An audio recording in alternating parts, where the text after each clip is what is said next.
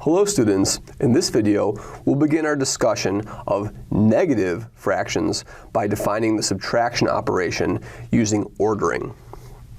Let's suppose that a positive fraction AB is larger than another positive fraction C over D. Then there is a positive fraction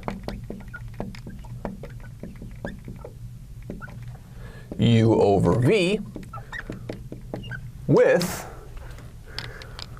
CD, with AB, being equal to CD plus U over V. Or again, we say these are what? We should say that these are equivalent to each other. So those are equivalent to each other. And moreover, if, let's say, x over y is any other positive fraction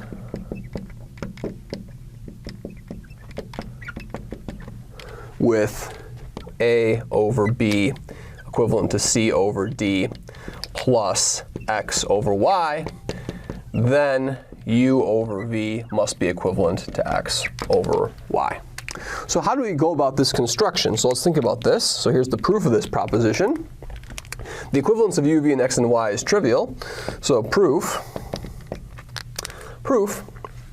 So we know that a over b is bigger than c over d, which tells me that AD is bigger than BC.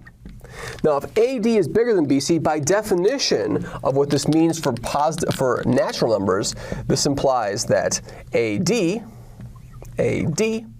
is equal to BC plus some value u. Okay, so that's going to be my value u. All right, and so now what I'm going to do is I'm going to define. So let's let, for some u,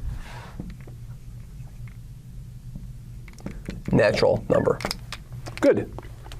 Now, let's let v be equal to b times d and consider u over v. Now, so if I have u over v, that's really what? That's really this expression over here. So now what can we say? So now what do we know? Let's look at c over d plus u over v. So what will this be? This is equivalent to what? This is equivalent to c times v plus d times u over d times v. And so now what is v? V is b times d. So this is exactly equal to c times b times d plus d times u over d times v. Now I can extract a d from this and say that this is equivalent to what? This is equivalent to, using one of those properties, but I can associate and pull the d and commute and pull the d out, cb plus u over v.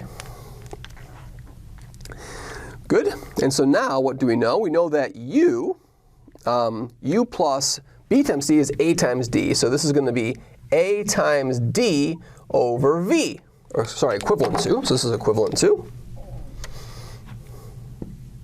We're very close to rational numbers, which in this case we'll sort of drop the equivalent to and start writing equals. Now, what is v? V is what? V is b times d, so this is AD over what? AD over BD, and again, this is equivalent to AB, and so in other words, this UV satisfies the condition that we want to satisfy. So what will we start to write now? So now we can start to write, and this gives us this, for our first sort of introduction to this notion of what a negative sign is, we write that u times v, so what would this be over here?